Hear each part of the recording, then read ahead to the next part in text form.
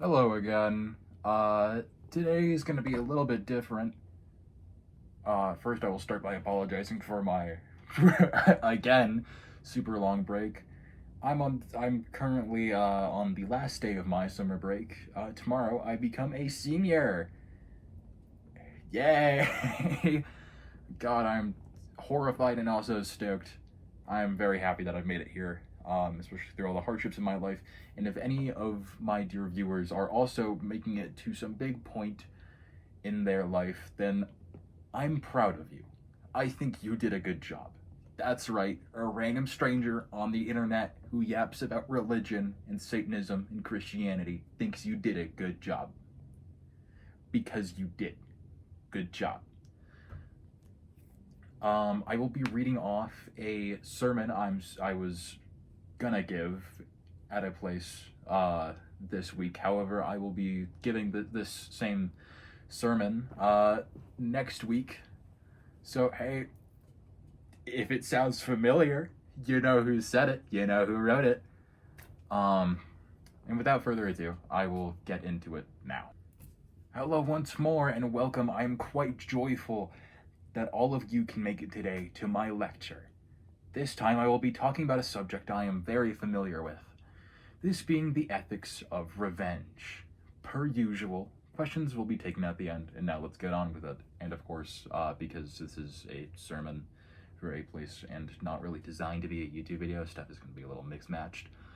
But I will totally be down to answer questions in the comments, just go ahead and ask. I will start by saying that I myself am quite for vengeful behavior. To a T. The Satanic Bible truly touched me when I read, "If a man smites you on the cheek, you must smash him on the other." Perfectly said, no notes. The way I understand this is that if someone wrongs you, wrong them back, but just slightly worse. And I agree with this wholeheartedly. But when is it too much? I often joke with people who overreact to things by saying, "When you stub your toe, do you demolish your house in revenge?" or similar phrases. This could be like getting gently jabbed by a friend and then slapping them. It's an overreaction.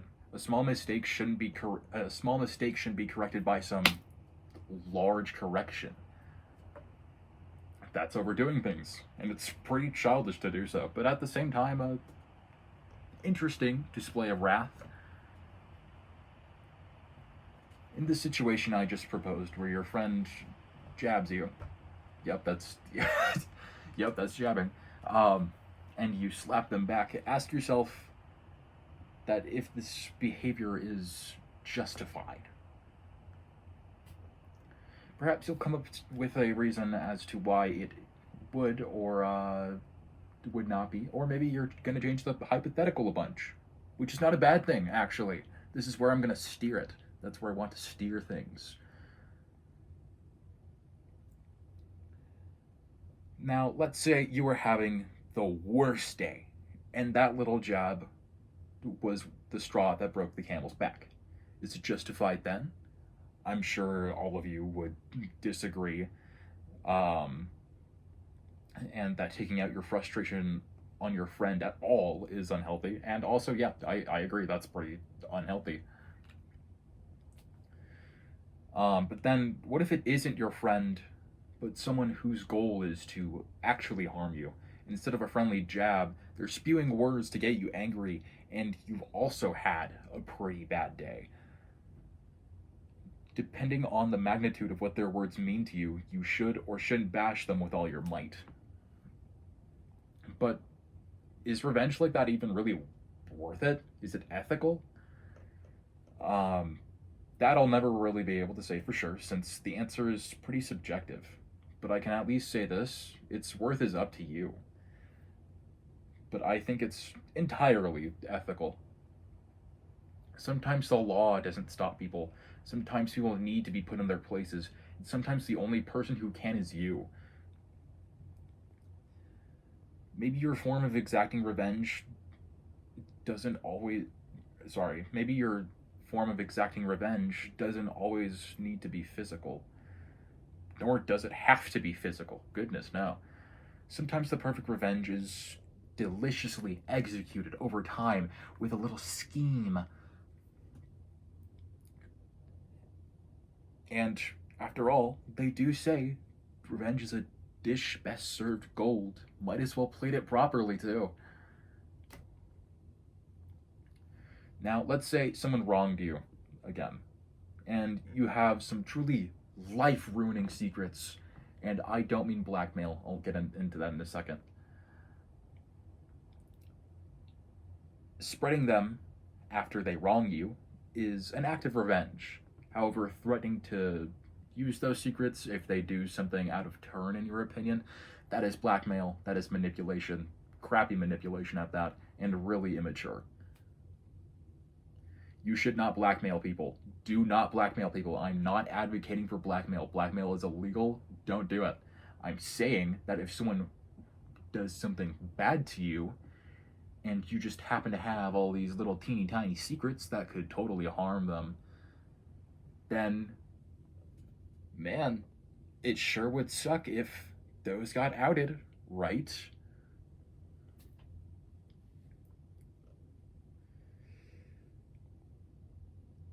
If you see it fit to, you could probably even enter someone's life just to gather these kinds of things.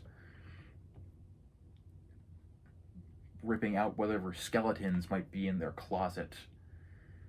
And something that I should really say, so that way both YouTube doesn't kill me, and also so that way people don't kill me, is that having a vengeful mindset can absolutely be unhealthy sometimes. It's not always a good thing. I have proof of this in my own life, and it's cost me greatly. I wanted to get my revenge on somebody, but it just didn't work out. It didn't go well at all. There will also be times in your life where it will be the same situation where I'm where revenge isn't always the best idea, or where the way you're thinking of executing it is not a good idea either. You need to be vigilant and try to differentiate when it is or isn't appropriate, lest you fall victim to yourself. You should know that relentlessly thirsting after revenge will eventually consume you. It's not something you should let be at the forefront of your mind unless you're currently in the process of acting it out. So, like, you shouldn't wake up thinking, I just can't wait. I just can't wait to get my revenge on Courtney. No, don't do that.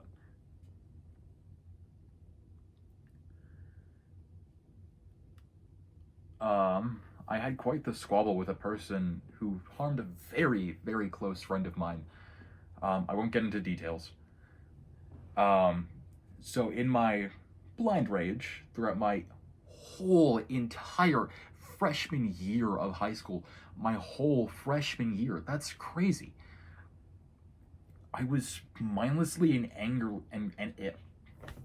angrily pursuing like bloodlust filled revenge. Embarrassingly, that ended with only me getting hurt.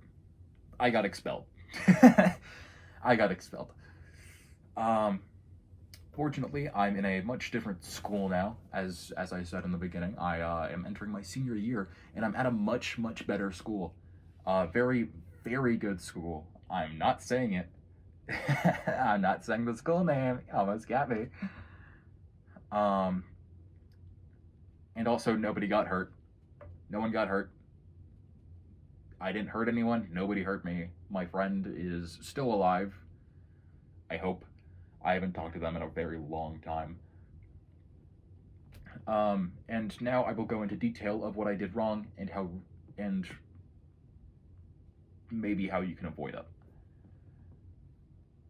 First, don't immediately go straight to revenge as some sort of all cure solution. First, you should think of other solutions, like, oh, maybe I can go tell somebody else who can actually handle this better than me. Um, Maybe take a step back, just put the situation on hold for a second, if possible. If possible, I understand that some situations are very very crazy. Um, and then go back into said situation when you're ready and when you have a calm mind. Then, if revenge sounds like the proper decision, then go forth. My mistake was letting emotions get the better of me and trying to be some sort of vigilante hero. Second, bloodlust isn't something you should let control your goal for revenge. You'll end up hurting someone, or much worse, don't think you're some sort of being above the law, because if you do, you'll be humbled really quickly and really harshly. In my case, I had to suffer the embarrassment of safe to tell officers entering my house. And also, for legal reasons, I do have to say that they were doing a safety check on me, because of something I said. I won't go in, again, I'm not going to go into detail. I don't have to, and I'm not going to. And third, make sure you know by the end of your revenge, you'll be satisfied. People claim revenge will leave you empty, but they are idiots who don't know how to plan anything further.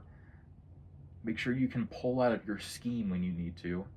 When I tried to exact my little revenge plot, I basically did the dumb little mistake of throwing myself to the wolves. Previously, I was homeschooled. Then something happened to my friend. Then I went back to the school that I had left for homeschooling. Um, don't homeschool your kids; they'll turn out like me.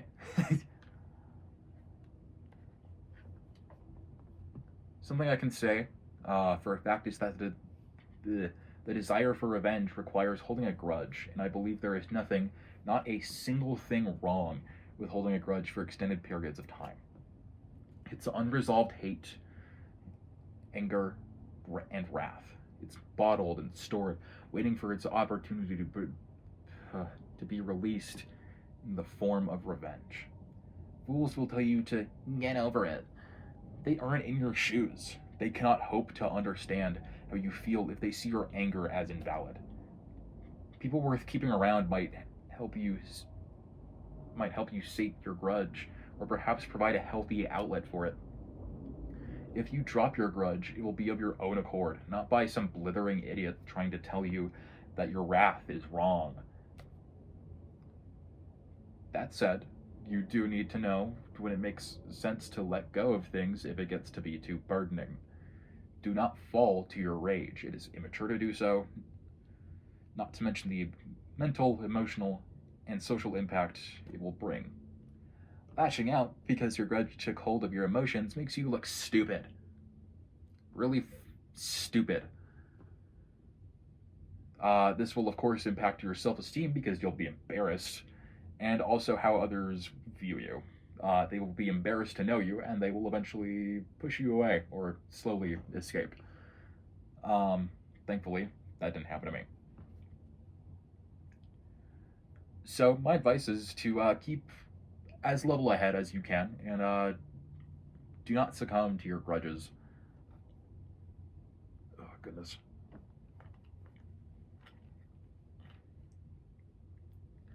Something that was definitely news to me when I was writing this, and I had some of my peers review it, is that revenge has stigma to it.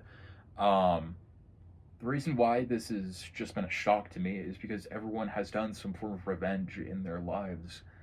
But my theory is that everyone makes some sort of excuse. Some might not count it because it's something small, but revenge has no extravagance requirement. Some are too cowardly to own up to it, ashamed even. Don't be. It's nearly puritanical to be ashamed of your emotions. My understanding is that the stigma comes from Christianity currently being the top religion in at least the United States. Their wishy washy garbage about being kind and merciful to others is the biggest annoyance I've had to deal with. Um, the amount of people I've asked if I ask them, I put them in a hypothetical, and I say, oh, let's say I stab your best friend to death, and I get to walk free. Are you gonna be upset with me? And they will say, no, I would forgive you. No, you would not. No, you wouldn't. And that's one of the lies that Christianity tends to feed people, is that you will be forgiving and level-headed in a moment. No, you won't. You will not. That's just not how the human brain works. That's not how emotions work. You can't decide how you're going to act in such a cutthroat situation. That's just not how things work. Of course, it's fun to dabble in hypotheticals, but you have to be a little bit realistic. In the 9 satanic statements, the 4th says, Satan represents kindness to those who deserves it. To those who deserve it, instead of love wasted on ingrates. And this is a value I believe wholeheartedly. And speaking of satanic values, justice is quite important to a lot of Satanists, I'd say. So I'm going to tap on how justice plays a pretty big role in revenge. If you remember, I mentioned something along the lines of how sometimes the law just doesn't catch people, and sometimes the person to put someone in their place has to be you. That is exacting your own form of justice, judgment upon someone else who has done something you deem morally unjust, and going against the grain, enacting your own judgment, whether that be justice or making a decision regarding morals, even if there is stigma around doing so. And something like that is truly some of the most Satanist things you can do. I said that weird. Enacting your own justice is one of the most satanic things you can do, because it goes against the grain of Christianity. Thank you for sticking around. This is probably going to be my longest video, and probably also my most crappy and unedited, because I'm currently in the middle of preparing for my senior year. Wish me luck. I really hope I get to college. I hope my words were clear, even though I definitely stuttered a ton. I'm not editing those out, nor do I think I ever will when I make videos. My aim is to make a channel that has flaw, so that way it kind of breaks the idea that all YouTubers don't, like, stutter every now and then. I just happen to stutter a lot.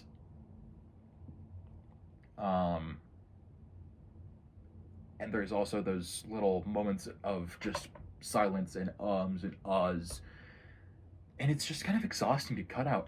And I don't think selling this kind of this perfect brand of I know what I'm doing to an audience is really a good idea. In fact, I think it's kind of lying, in my opinion. Of course, you do you. I can't control what other YouTubers, like, I can't control how other YouTubers edit their videos. It doesn't really matter that much. All that matters is that their content is enjoyable to you, the viewer. And that is fair enough. Is that not what I'm doing too? I'm making videos criticizing Christianity so I can make money, but also so I can make videos where people can feel like they have someone to relate to. So therefore you could say content that is enjoyable by the viewer. Anyways, sorry for that little tangent. This is also the longest sermon I've written for this little group. Anyway, stay safe out there. Hail Satan, and hail thyself.